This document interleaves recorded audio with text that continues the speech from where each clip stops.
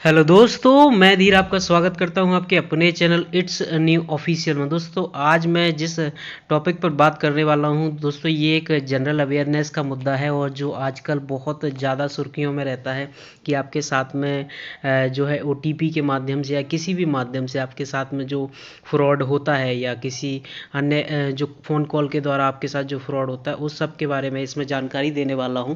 और आप इन फ्रॉड्स वगैरह से किस तरीके से बच सकते हैं या अपने खाते में जो पैसे होते हैं उसको किस तरीके से सेफ रख सकते हैं, वो भी चीज़ें मैं बताऊंगा। और आपको क्या क्या ये सावधानी या सतर्कता रखनी चाहिए इन सब चीज़ों में, वो भी मैं आपको समझाऊंगा।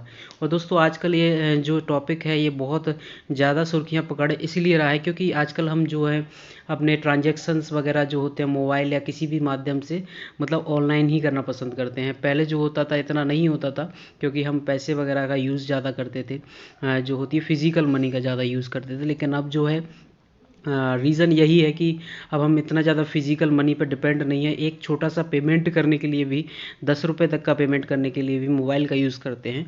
यही रीज़न होता है कि ओटीपी से आपके पैसे ईज़िली या आसानी तरीके से उड़ाए जा सकते हैं।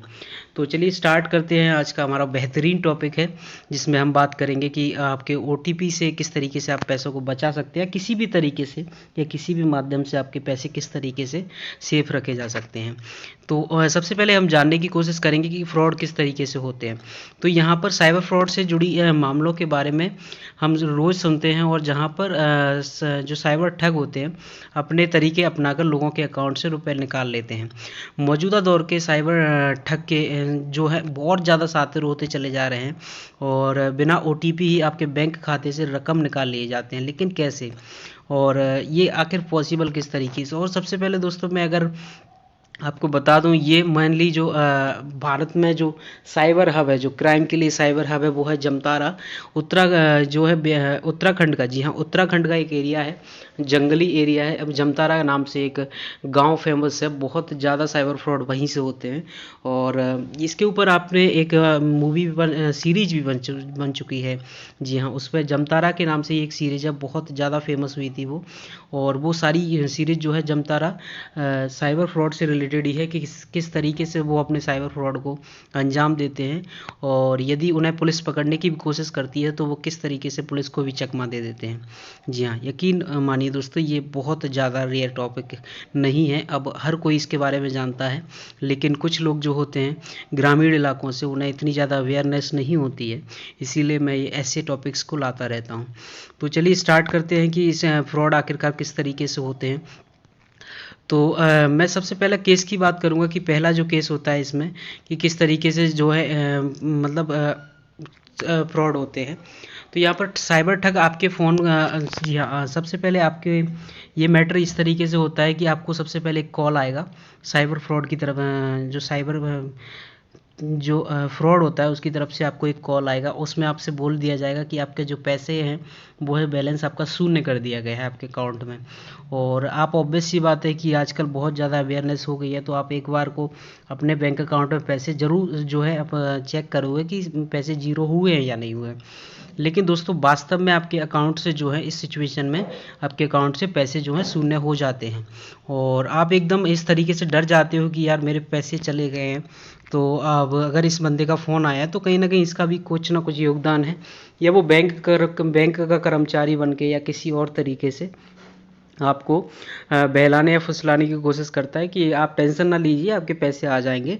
बस अगर और आपके जितने भी पैसे रहेंगे उसके कुछ ना कुछ पैसे तो हम वापस कर सकते हैं, तो आप प्लीज़ हमारी मदद कीजिए और आप हमें अपना ओटीपी बताइए। और बहुत सारी चीज़ें आपसे पूछता है, मेनली तो ओटीपी ही पूछता है आपसे कि आप अपना ओटीपी बताइए सर, और हम आपके पैसे कुछ ना कुछ पैसे आपके वापस करने की कोशिश करेंगे।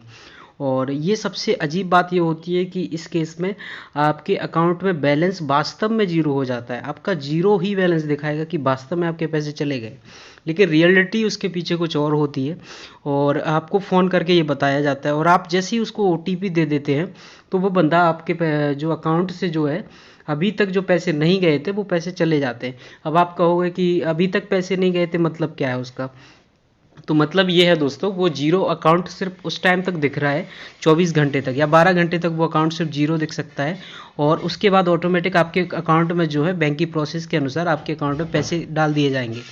और अगर मैं बात करूं कि अगर मैं बात करूं कि आखिरकार पॉसिबल किस तरीके से कि जीरो अकाउंट हो गया उसके बाद पैसे आ जाएंगे, तो एक्चुअल में ये दोस्तों ये फ्रॉड लोग जो होते हैं ये सबसे पहले आपके अकाउंट से एक एफडी करते हैं, एफडी फिक्स डिपॉजिट करते हैं, और जिसका टेन्योर या पीरियड जो रखते हैं वो 24 घंटे का रखते हैं या 12 घंटे का रखते हैं।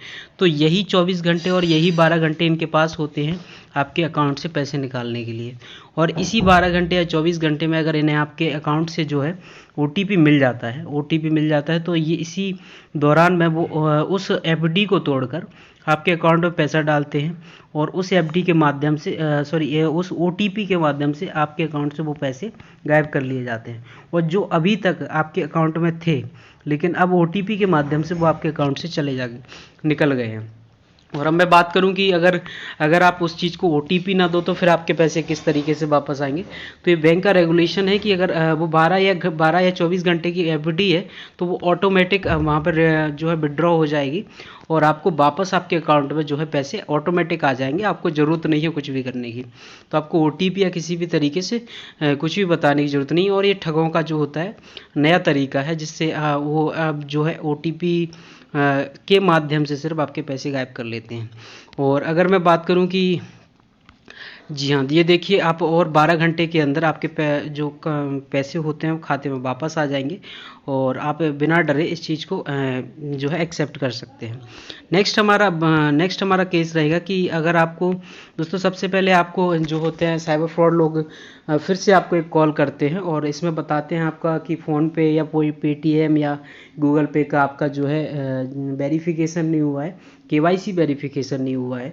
और अगर आप केवाईसी नहीं करवाते हैं तो आपका जो फ़ोन पे होता है, गूगल पे होता है, या कुछ भी जो होता है आपका बंद कर दिया जाएगा, और आप जो है खाते में से आपका खाता बंद कर दिया जाएगा और आप खाते को यूज़ नहीं कर पाओगे। तो आप इस चीज़ से थोड़ा टेंशन में आ जाते हो कि यार ये कैसे पॉसिबल है। और इस टाइम पे वैसे भी कोरोना चल रहा है तो आप बैंक जाना ज़्यादा प्रेफर नहीं करते हैं, और वो लोग भी ये चीज़ आपको फील कराते हैं। तो वो केवाईसी के लिए आपको बोलते हैं कि हम आपके घर वैसे आ जाते, लेकिन पर समस्या ये है कि कोरोना महामारी की वजह से बहुत सारे रूल्स एंड रेगुलेशंस फॉलो करने पड़ रहे हैं, तो हम आपको आपके लिए कोई मतलब इंसान नहीं भेज सकते। तो आप एक काम करिए, कुछ ऐप्स बताते हैं हम आपको, आप उन ऐप्स को डाउनलोड कीजिए अपने फ़ोन में, और आप एक जो है आईडी जनरेट करिए, और उसके द्वारा हम आपको केवाईसी वेरिफिकेशन आपका कर दिया जाएगा। तो दोस्तों कुछ लोग होते हैं भोले वाले से लोग, वो कर देते हैं उस चीज़ को कि आपकी जो है क्विक सपोर्ट या टीम व्यूअर नाम का कोई भी मतलब बहुत सारे ऐप्स रहते हैं, उनको ऐप्स को डाउनलोड करके उन लोगों को आईडी पूछकर वो आपका फ़ोन हैक कर लेते हैं। इसके बाद वे आपके किसी दूसरे अकाउंट से पेटीएम या फ़ोनपे आदि में 1 रुपये डालते हैं, कम से कम 1 रुपये डालते हैं, और पैसे डालते ही उनका काम पूरा हो जाता है, क्योंकि आपका फ़ोन हैकर्स ने हैक कर लिया होता है। यहाँ पर अभी पैसा नहीं निकलता है, लेकिन आपका फ़ोन हैक हो चुका है। और अब आप जब भी क्रेडिट कार्ड या पिन का जब भी आप यूज़ करेंगे या मतलब कोई भी ट्रांजैक्शन करेंगे आगे से, तो उनको पता चल जाएगा कि आपका क्रेडिट कार्ड का पिन क्या है या आपका जो भी ट्रांजैक्शन पिन क्या है। तो आपके माध्यम से वो क्योंकि आपके फ़ोन को पूरे को हैक कर चुके हैं, तो आपका पूरा जानकारी उन्हें प्राप्त हो जाएगी, तो वो ईजिली आपके साइबर एक्सपर्ट की जो सलाह होती है वो ये होती है कि आप किसी भी प्रकार का जो ऐप्स जो उन लोगों के द्वारा बताया जाता है, टीम व्यूअर या क्विक सपोर्ट नाम का कोई भी ऐप आप डाउनलोड करने से बचें। और किसी भी प्रकार से अगर आपने डाउनलोड कर लिया है तो आप किसी भी प्रकार से उन्हें अपनी आईडी या किसी भी जानकारी को ना दें, तो आप इस चीज़ से बच सकते हो। और तीसरा केस वो जो बहुत ज़्यादा फेमस है, आप ईमेल वगैरह हम यूज़ सभी करते हैं, तो कहीं ना कहीं हमारे ईमेल पर और या हमारे व्हाट्सएप पर या हमारे नंबर पर बहुत सारे लिंक आते रहते हैं, जिनसे आपको बहुत सारे ऑफ़र्स या बहुत सारी चीज़ों के जो है मतलब जानकारी दी जाती है कि आपको इतने रुपए में ये मिल रहा है वो मिल रहा है। तो हम उन लालचों के चक्कर में आ जाते हैं, और उसके बाद जब हम उस साइट को या उस लिंक को जो है क्लिक करते हैं, तो हम डायरेक्टली कहीं ना कहीं ऐसी जानकारी पे पहुंच जाते हैं कि आपको अब अपनी जो है जानकारी देनी पड़ेगी कि आपको ये कहाँ से चाहिए, किस माध्यम से चाहिए। और आप जो है अपने ऑनलाइन पेमेंट के माध्यम से उस वक्त तक अच्छी तरह से जांच कर लें या सिक्योर नहीं करते हैं तो आप भी उस धोखे से फिर से शिकायत हो सकते हैं, मतलब शिकार हो सकते हैं।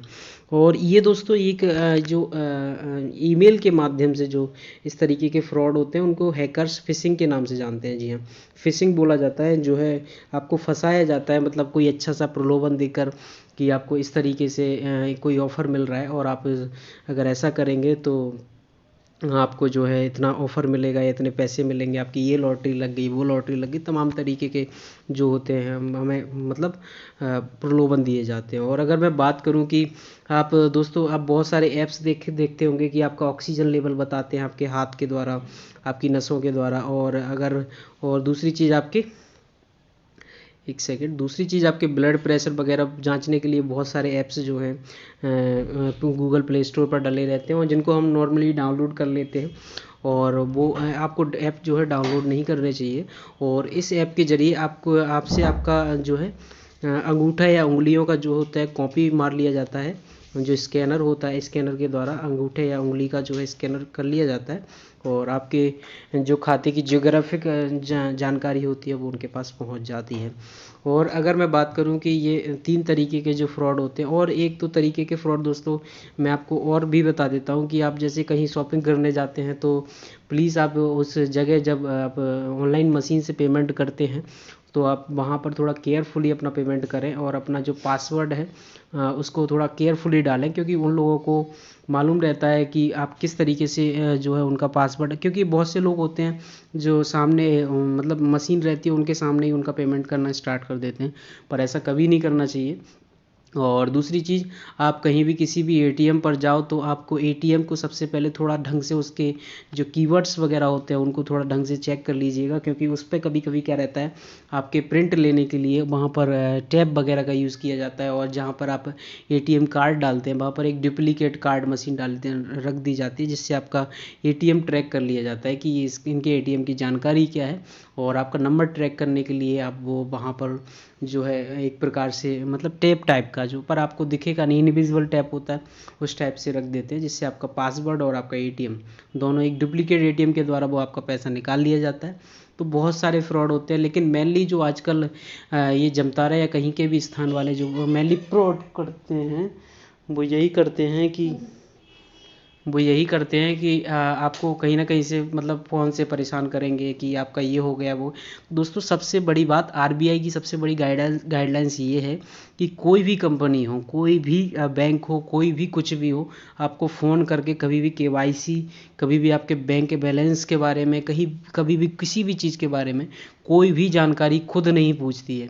अगर आप खुद कस्टमर केयर बन के खुद फ़ोन लगाओगे तब वो आपको आपके खाते जानकारी तब लेंगे और तब आपको बहुत सारी जानकारी देंगे, नहीं तो वो अपनी तरफ से कभी फ़ोन नहीं लगाते, चाहे कितना भी बड़ा क्रिटिकल केस हो जाए तब भी नहीं लगाएंगे।